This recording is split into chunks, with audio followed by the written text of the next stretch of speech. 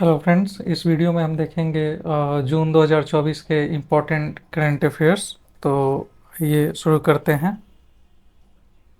हमारा पहला प्रश्न है, एनएसई इंडेक्स लिमिटेड ने हाल ही में कौन से दो नए सूचकांक लॉन्च किए हैं? तो इसका सही उत्तर है ऑप्शन ए, निफ्टी ईवी और न्यू एज ऑटोमोटिव इंडेक्स। तो यहाँ पे ईवी का मतलब इलेक्ट्रिक व्हीकल से है। तो ये दो नए इंडेक्स एनएसई इंडेक्स लिमिटेड ने हाल ही में शुरू किए हैं। हमारा अगला प्रश्न है, 18वीं लोकसभा चुनाव में कितनी महिलाएं चुनी गई थी? तो इसका सही उत्तर है ऑप्शन सी, 74। हमारा अगला प्रश्न है, नालंदा विश्वविद्यालय के नए परिसर का उद्घाटन किस तारीख को किया गया? तो इसका सही उत्तर है ऑप्शन सी, 19 जून। ये नए परिसर का उद्घाटन किया गया प्रधानमंत्री नरेंद्र मोदी के द्वारा 19 जून को। नालंदा यूनिवर्सिटी किसने बनवाया था? तो गुप्त वंश के सम्राट थे कुमार गुप्त, उन्होंने बनवाया था। और यह कहाँ पे स्थित है? तो वर्तमान में यह बिहार के बिहार शरीफ जिले में राजगीर नाम की जगह पे स्थित है।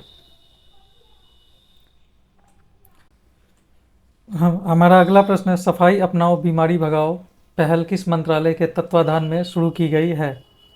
तो इसका सही उत्तर है ऑप्शन बी, आवास और शहरी मामलों का मंत्रालय, ministry of human and urban affairs.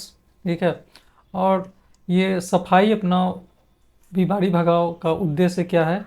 तो इसका उद्देश्य है बरसात से पहले निकायों की तैयारी करना, क्योंकि बरसात में आप सभी को पता है कि बीमारियां, कई तरह की बीमारियां बहुत तेज़ी से फैलती हैं। तो उससे संबंधित निकायों की तैयारी से जागरूक बनाने के लिए ये सफाई अपनाओ बीमारी भगाओ अभियान चलाया गया है। अगला प्रश्न है, वित्त वर्ष 2024 में भारत का राजकोषीय घाटा कितना था? सही उत्तर है ऑप्शन सी, 16.54 लाख करोड़ रुपए। ये राजकोषीय घाटा क्या होता है? जब सरकार का व्यय आय से अधिक होता है तो उसे राजकोषीय घाटा कहा जाता है। अगला प्रश्न है, एनएसओ के अनुसार वित्त वर्ष 2024 में भारतीय अर्थव्यवस्था किस दर से बढ़ी है? तो इसका सही उत्तर है ऑप्शन सी, 8.2% की दर से बढ़ी है। ठीक है। और ये एनएसओ क्या होता है? नेशनल स्टैटिस्टिकल ऑफिस, राष्ट्रीय सांख्यिकी कार्यालय। इसका मुख्य कार्य क्या होता है? ये डेटा का विश्लेषण करना और उनका संकलन करना। इसके अतिरिक्त मुख्य रूप से जनसंख्या और सर्वे आदि का काम भी इन्हीं के जिम्मे होता है। हमारा अगला प्रश्न है, निम्हांस बेंगलुरु ने 2024 के लिए कौन सा पुरस्कार जीता है? तो सही उत्तर है ऑप्शन बी, नेल्सन मंडेला पुरस्कार। और ये निम्हांस क्या है? National institute of mental health and neuroscience. हमारा अगला प्रश्न है, टाइम पत्रिका ने हाल ही में किस भारतीय कंपनी को दुनिया का सबसे प्रभावशाली कंपनियों में से एक बताया है? तो इसका सही उत्तर है option D, Reliance industries limited. हमारा अगला प्रश्न है, 46वीं आर्कटिक संधि बैठक कहाँ आयोजित की गई? तो इसका सही उत्तर है ऑप्शन डी, कोच्चि। ये आर्कटिक संधि बैठक क्या है? तो ये एक समझौता के तहत बैठक की जाती है, जिसका उद्देश्य जो है अंटार्कटिक क्षेत्र में रिसर्च को बढ़ावा देना तथा शांति स्थापित करना है। और इस बार यह बैठक कहाँ हुई है? तो कोच्चि में हुई है। अगला प्रश्न है, भारतीय रिजर्व बैंक ने हाल ही में यूके से कितना सोना भारत अपने घरेलू भंडार में स्थानांतरित किया? तो इसका सही उत्तर है ऑप्शन सी, 100 टन। और ये क्यों स्थानांतरित किया?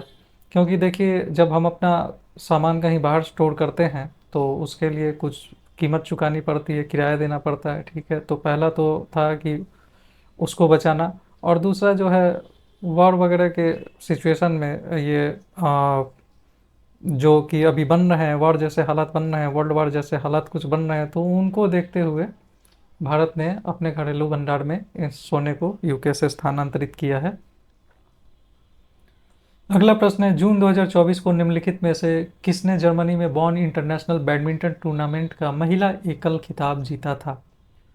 तो इसका सही उत्तर है ऑप्शन सी, तन्वी शर्मा। देखिए, ये नाम नया है अभी, तो इसलिए इम्पोर्टेंट है। इस प्रश्न को ऐसे भी पूछा जा सकता है कि तन्वी शर्मा जो है कौन से खेल से संबंधित हैं? तो बैडमिंटन से संबंधित हैं। ठीक है। तो नया नाम है, यह प्रश्न इम्पोर्टेंट है। अगला प्रश्न है, सरकारी आंकड़ों के अनुसार 2023-24 में भारत को सबसे अधिक प्रत्यक्ष विदेशी निवेश एफडीआई किस देश से प्राप्त हुआ है? तो इसका सही उत्तर है ऑप्शन बी, सिंगापुर। हमारा अगला प्रश्न है, 2023-24 के दौरान निम्नलिखित में से कौन सा देश भारत का तीसरा सबसे बड़ा निर्यात गंतव्य बन गया है? तो इसका सही उत्तर है ऑप्शन सी, नीदरलैंड। पहला कौन है? अमेरिका। दूसरा कौन है? यूएई। अगला प्रश्न, प्रधानमंत्री मोदी ने विश्व पर्यावरण दिवस जो कि 5 जून को होता है के अवसर पर क्या पहल शुरू की? तो सही उत्तर है ऑप्शन सी, एक पेड़ मां के नाम। हमारा अगला प्रश्न है, निम्नलिखित में कौन से दो पक्षी अभ्यारण्यों को हाल ही में रामसर साइट घोषित किया गया है? तो इसका सही उत्तर है नागी और नकटी। ये कहाँ पे है? बिहार में है, जमुई डिस्ट्रिक्ट में। ठीक है, अब ये रामसर साइट्स क्या होते हैं? तो जो अंतर्राष्ट्रीय महत्व के वेटलैंड्स या आर्द्रभूमि होते हैं उसे रामसर साइट घोषित कर दिया जाता है। अब आर्द्रभूमि या वेटलैंड्स क्या होते हैं? तो वह भूमि जो हमेशा जल से संतृप्त रहती है उसे आर्द्रभूमि कहते हैं। ये रामसर नाम कहाँ से लिया गया है? तो ईरान के रामसर नाम के शहर में 1971 में एक ट्रीटी साइन हुई थी, वहाँ से ये नाम लिया गया है रामसर। तो कुछ प्रमुख रामसर साइट्स हैं जैसे लोकटक झील मणिपुर, इसके अलावा सुदर्शन झील गुजरात, चिल्का झील उड़ीसा, ये सब प्रमुख रामसर साइट्स हैं। तो हाल ही में किसे रामसर साइट घोषित किया गया है? तो नागी और नकटी पक्षी अभ्यारण्य को। हमारा अगला प्रश्न है, पूजा तोमर ने किस उपलब्धि के साथ इतिहास रच दिया है? तो वह यूएफसी जीतने वाली पहली भारतीय बन गई हैं। यूएफसी का मतलब क्या है? Ultimate fighting championship. और ये पहली भारतीय महिला है जिन्होंने यूएफसी जीता है। अगला प्रश्न है, भारत विश्व आर्थिक मंच के ग्लोबल जेंडर गैप सूचकांक 2024 में किस स्थान पे खिसक गया है? तो इसका सही उत्तर है ऑप्शन सी, 129वें स्थान पे। ठीक है, और ये ग्लोबल जेंडर गैप इंडेक्स ये कौन जारी करता है? तो विश्व आर्थिक मंच, वर्ल्ड इकोनॉमिक फोरम।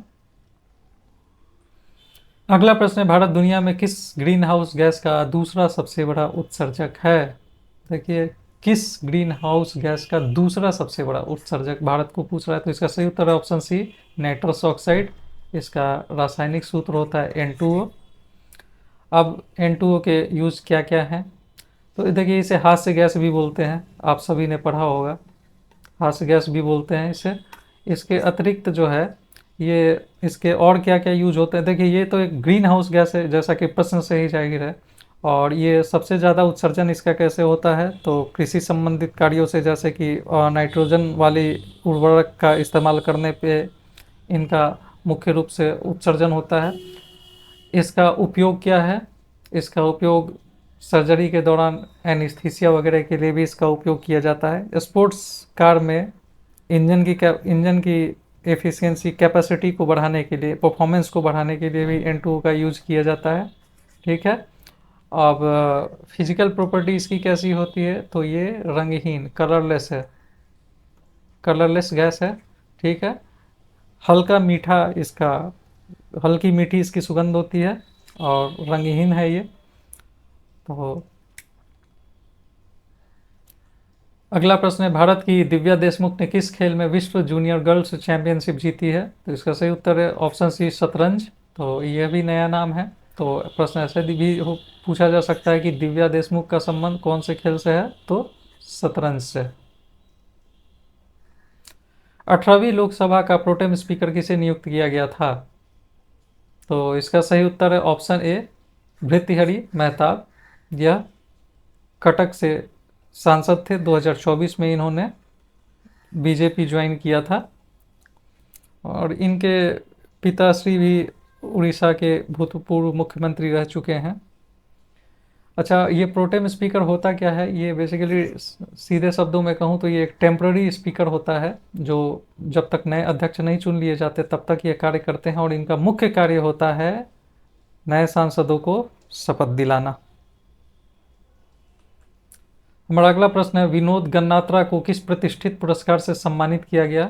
तो इसका सही उत्तर है option C, Nelson Mandela lifetime achievement award से सम्मानित किया गया। अब यह प्रश्न बेहद इंपॉर्टेंट है, वीवीआई क्यों? क्योंकि ये पहले भारतीय हैं जिसको इस अवार्ड से सम्मानित किया गया है। और ये विनोद गन्नात्रा जो है ये किस चीज़ से संबंधित है? फिल्म से।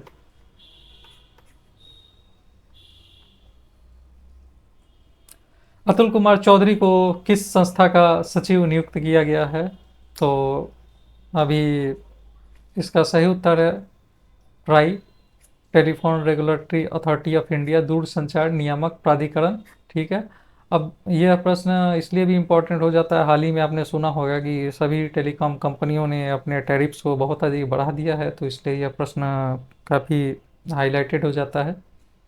हमारा अगला प्रश्न है, विश्व आर्थिक मंच द्वारा जारी ऊर्जा संक्रमण सूचकांक में भारत को किस स्थान पर रखा गया है? तो इसका सही उत्तर है ऑप्शन सी, 63वां। अब देखिए यहाँ पे ऊर्जा संक्रमण सूचकांक ये कौन जारी करता है? विश्व आर्थिक मंच यानी कि वर्ल्ड इकोनॉमिक फोरम। ठीक है, यह जारी करता है। अब यहाँ पे संक्रमण शब्द का मतलब क्या होता है? संक्रमण शब्द का मतलब होता है अंतर्गति। ठीक है, अंतर्गति कहाँ से कहाँ? कि नॉन कन्वेंशनल, कन्वेंशनल से कन्वेंशनल एनर्जी सोर्स से नॉन कन्वेंशनल तक। ठीक है, नॉन कन्वेंशनल एनर्जी सोर्स की ओर जो गति होती है उसे हम संक्रमण बोलते हैं।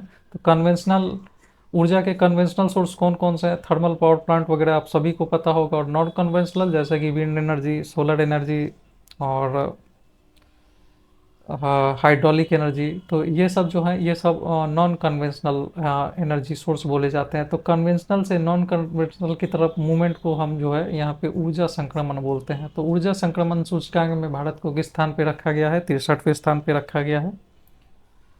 हमारा अगला प्रश्न है, अपनी समृद्ध सांस्कृतिक विरासत के लिए प्रसिद्ध भारत का कौन सा शहर यूनेस्को द्वारा साहित्य का शहर घोषित किया गया है? तो इसका सही उत्तर है ऑप्शन सी, कोझिकोड।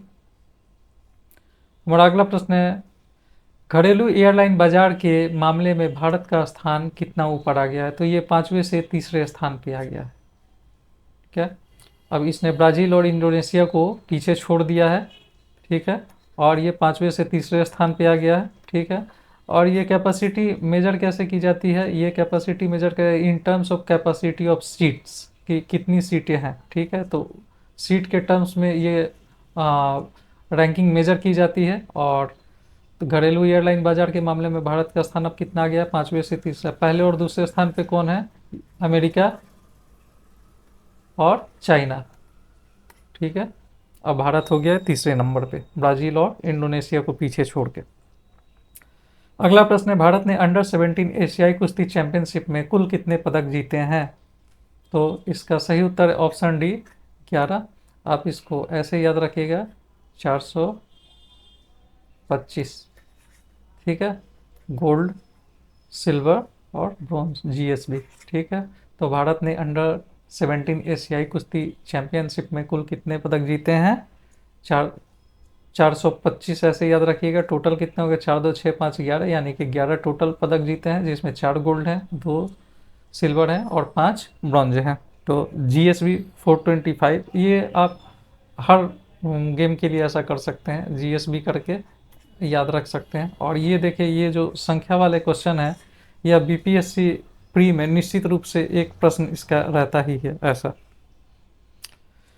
अगला प्रश्न है, ओम बिरला को किस पद के लिए दूसरे कार्यकाल के लिए चुना गया है? तो इसका सही उत्तर है लोकसभा स्पीकर के पद के लिए चुना गया है। अब देखिए, ये ओम बिरला जो है यह बलराम झाकड़ के बाद एकमात्र ऐसे स्पीकर हैं जिन्होंने 2 कार्यकाल में अपनी सेवा दी है। हमारा अगला प्रश्न है, किस सार्वजनिक उद्यम को नवरत्न का दर्जा दिया गया है? तो इसका सही उत्तर है option C, Mazagon dock shipbuilders. ठीक है, और ये हमारा 18वां नवरत्न है भारत का। ठीक है, अगला प्रश्न है, अरुंधति रॉय को किस पुरस्कार से सम्मानित किया गया है? तो इसका सही उत्तर है ऑप्शन सी, पेन पिंटर पुरस्कार से सम्मानित किया गया है।